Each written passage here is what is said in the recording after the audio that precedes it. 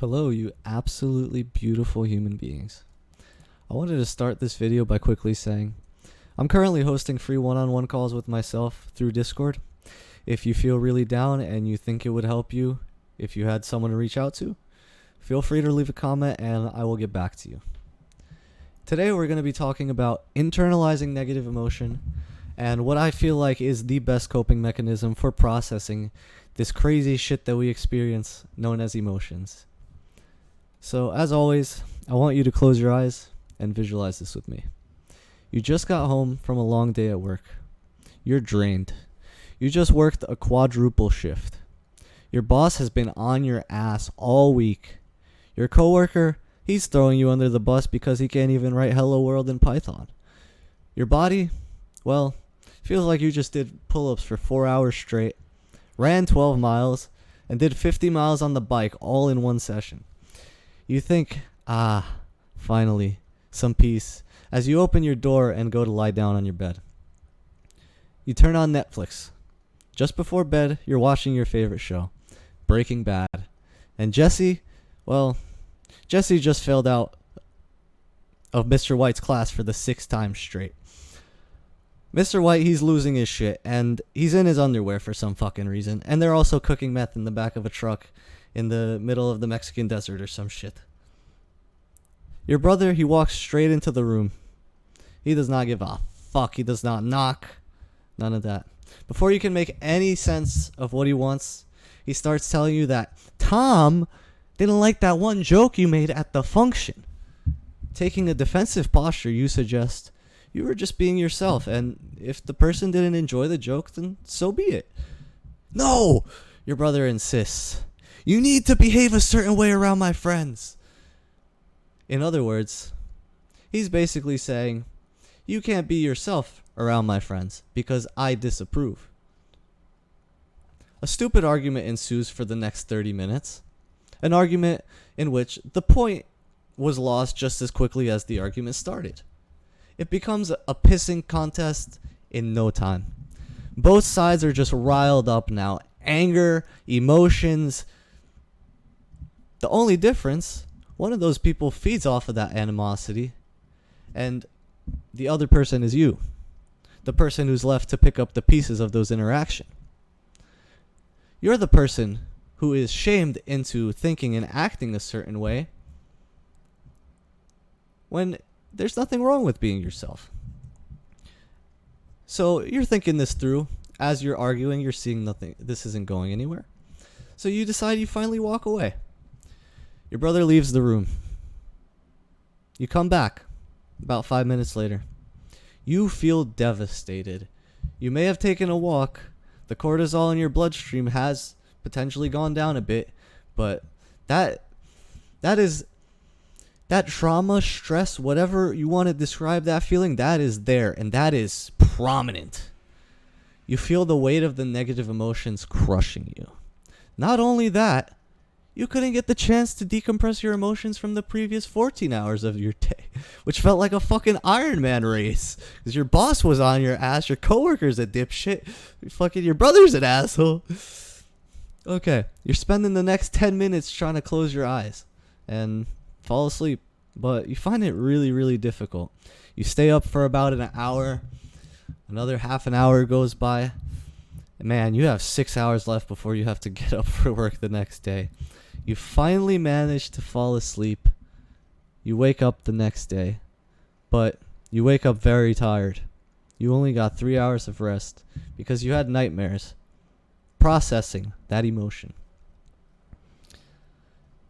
I want to preface this, but real quick by saying we have a loss aversion bias. Perhaps it's for evolutionary reasons. We tend to hyperfixate on negative things, and I don't really know how to describe this in any intellectual way, but let's just say the bias is thought to be as like 3-to-1 loss aversion. This basically means the pain of loss or the pain of negative things is about 3 times more painful than the value or joy that you derive from actual positive things. you can think of this in the form of negative events in your life, for example. Like, let's say you get into an argument and you feel like shit and you feel like you lost an entire 24 hours because now you have to decompress. Okay, so what's the message here? We have to stop internalizing the negative energy. How do you do that? Well, when you're emotional, a lot of women know this, but guys not so much, that I've noticed. You need to allow yourself to feel, articulate, and express those negative things inside of you. And what that means is whatever way you choose to do this, in my way, I would recommend to you, you should vent. And one of those ways of venting is crying alone, crying with a friend, expressing and articulating the ideas that come to your mind with a friend so you can better understand them.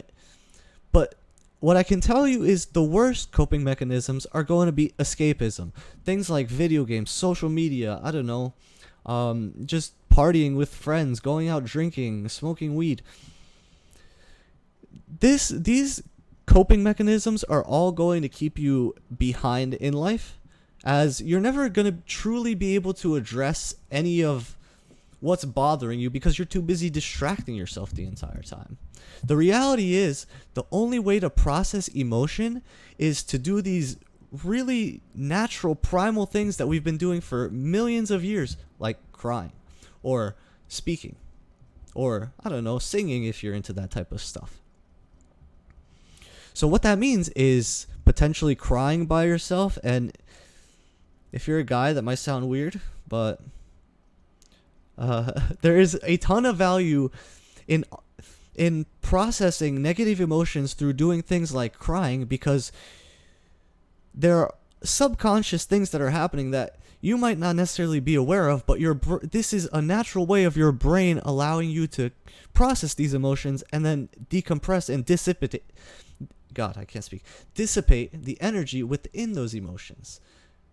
Think about it. If you cry and the emotion gets weaker and you go back to a normal state, which all it is just a wave, there's a high, which is when you're super emotional, and then there's back to baseline, which is the low that you're going to receive after basically feeling like you process your emotions. Like, I don't know about you, but crying by yourself feels fucking great. Crying with a friend feels fucking great. Being emotional with a friend, it feels... that is another level of human connection that I feel like most people rob themselves of because they're too busy distracting themselves with social media or video games or you name it, whatever drug of choice. But what I would say is, if you do start feeling like you want to cry, do not hold back. Hopefully you're in a room by yourself and you feel comfortable doing this, right? Because not everyone's comfortable crying in public. I personally wouldn't recommend it. You don't exactly look too appealing to your community. But do not hold back those tears or emotions. Allow yourself to savor that moment. And as weird as that sounds, it's actually a beautiful thing to cry intensely, whether by yourself or with somebody else. Simply expressing or articulating the things that are bothering you is naturally a really beautiful thing. The fact that humans can put those things into words is incredible. Believe it or not, there's such a good thing as a good cry. There's such a thing as a good cry, and either you could do it with your friend, you could do it by yourself. If you've never cried before, I would recommend doing it by yourself in like a corner when you're feeling really down. That might be a good start. Let yourself feel those emotions. Do not suppress, do not reject, do not run away, do not distract. What you're doing by crying, what you're doing by expressing yourself to other people and trying to understand these negative emotions is your venting. The sooner you vent this energy, the sooner you can decompress and lower the actual intensity of the energy and return yourself to baseline, which, remember, in that wave is the low that comes after you basically recover. You feel normal, right? So you could do this through having a deep conversation with a friend. You could do this through crying like fucking crazy by yourself and just honestly thinking of the most fucked up shit possible and just going as deep as possible, which really just makes you feel really sad. I feel like that's a good way of lowering the intensity of that emotion that has over your life. Or if you like the gym, train beyond failure, because pushing your body well, one, that's going to be a really fucking healthy way to improve your mental health, but pushing your body is going to allow you to project that energy somewhere, because every single time you're doing a bench press or a squat or something, that is force that you are giving out, and that is a renewable energy source, but it is limited. So the next step after venting, if you have gotten this far, is you want to detach. So this can be an absolutely foreign skill for some individuals. For me, it was for fucking 25 years, until I started reading about Jocko Willink and understanding that emotions and thoughts aren't necessarily who I am. They're just a product of what my mind is producing, and my mind is a product of me, ultimately. But it doesn't necessarily mean that those thoughts are me, right?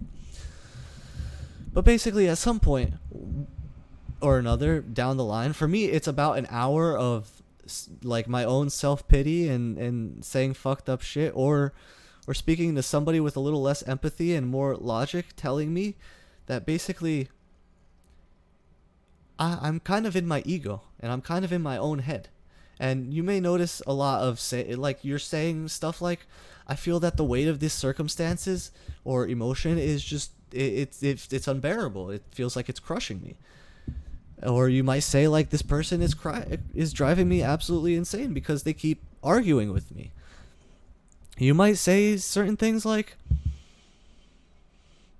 these people, I still talk to them even though I know they have the propensity to ruin my entire day, but for some reason I can't stop myself. I just want to express love and talk to my family, right? But if you know those people are not good for you, why would you keep coming back? That is the literal definition of insanity. And I know in certain situations, especially when you're younger, if you're living at home with someone who puts you down, it may be really easy to stay in that situation and sort of accept these people. That's known as Stockholm Syndrome.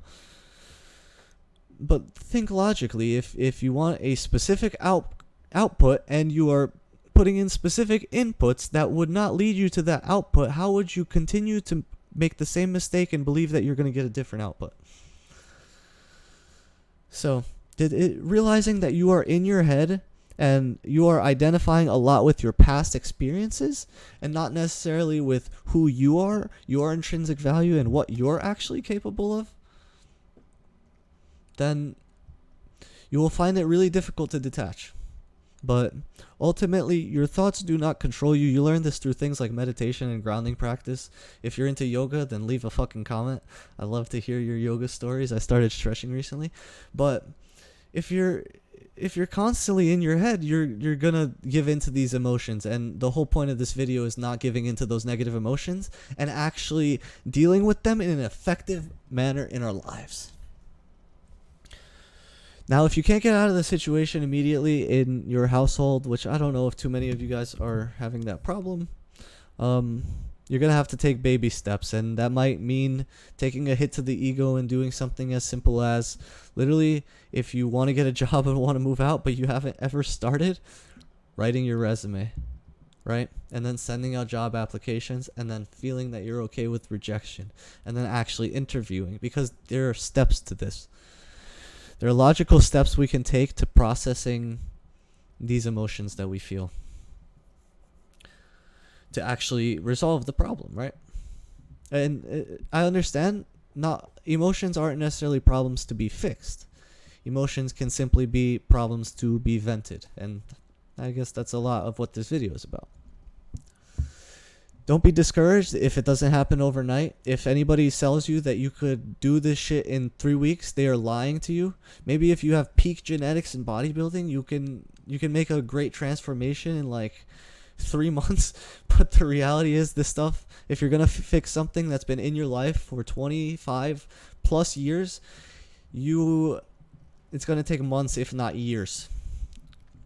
When you're dealing with the consequences of someone putting you down and feeling that deep negative feeling, it's critical to realize that a lot of the time they're putting you down because they are insecure themselves. But not only that, is you're identifying a lot with your past experiences and the fact that you believe these things. What people tell you, what people's opinion of you, granted, there may be some value in that. it doesn't necessarily define who you are, right? Especially if they're negative opinions of you and they're just coming from a place of like the person's own problems. These experiences, these thoughts, these emotions, the doubt, the guilt, they have no place defining you. And experiencing this wide range of emotions and thoughts are simply a consequence of being a human, and we just simply need to learn how to effectively deal with them, which comes through venting. Let's think about the ego for a second, which by nature wants to keep you in the same homeostatic state, like the same, like I shit you not. Have you ever lifted a weight? Your body does not want to do that shit. Have you ever fucking ran a mile? Your body does not want to do that shit. Your body does not want to grow. Have you ever learned? It does not want to grow. It feels so uncomfortable. Especially for me with the learning. It feels really uncomfortable learning things that I don't feel that I'm very secure in, honestly. This means that, like, if you've been abused your entire life, your brain is going to actively search for that state over and over to return to a balance. Even if you start making progress or you start living a different type of lifestyle, it will self-sabotage. If we take a step back, peel back the layers of the trauma and the negative experience we hold on to, then once most of that negative energy has been dissipated, maybe you know this through things like therapy, what do we have left? All we're left is things that we need to improve. And if you strip away your mother's judgment for her disapproval of all your life choices, you're not thin enough. She doesn't love your husband. Like, all you have left is doing things that make you happy and things that make that other person unhappy. Would you rather make the other person happy and live a fucking miserable life? I know I sure as fuck would it. I already lived that life. You can see how these negative emotions are so intense, and they can skew the narrative to believe that, like, what other people think or feel in a specific moment, and we will just fuel our ego with that nonstop, especially if we're insecure. I am losing my breath, so I'm gonna take a water real quick.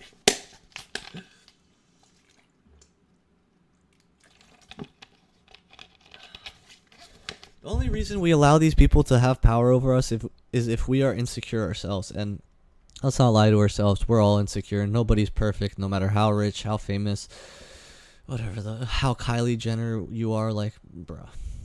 No matter how superhuman Michael Jordan seems, he's still a human being that experiences the same negative emotions as you. And if you strip away all that shame that's attached to being yourself, that other people have put onto you over the years, all you have left is a person whose actions you are happy to be a part of. Other people's judgment does not necessarily make you lesser of a human. Although if you're insecure and like you're a lot like me, then that internal voice in your head, well, it has a very strong presence in there, and you feel that voice often in your head saying you're not good enough, we need more, things like that. You don't deserve to be loved. Honestly, something fucking crazy. When somebody tells me they're proud of me, I feel fucking numb. It's literally like a knee-jerk reaction. Like, these things, I don't know. We need to vent about it and understand it. And yeah, honestly, to recap, to wrap all this stuff up, allow yourself to experience emotions and cry. This is going to diminish the power of those feelings. And once their intensity has indeed diminished, you will come back to self-awareness and rational thought. And you will prioritize the important versus the urgent. The urgent being your emotion, and the important being the things you actually care about, your goals, things like that. At that point, you should be in a position to take action. And at that point, doing and thinking is completely different. So separate that and focus on the action. Remember, it's not what other people think, not what other people have fed you for the last 20 years, that fucked up internal voice that's inside of your brain. It's what makes you, what makes you happy, and it's okay to not always be perfect. It's okay to feel like shit, and it's okay to express that and articulate that. That's the message I wanted to procure. Venting is the number one coping mechanism. Don't Don't do this other shit like escaping, shopping, fucking playing video games, watching TV. Let's do some productive stuff with our lives. And let's grow as human beings. I appreciate you all. If you've gotten this far, thank you so much for watching. I hate to ask, fucking subscribe, because I make these videos and I like making them. Like, comment, turn on notification, whatever the fuck these fuckers say. Thank you so much for watching. Goodbye.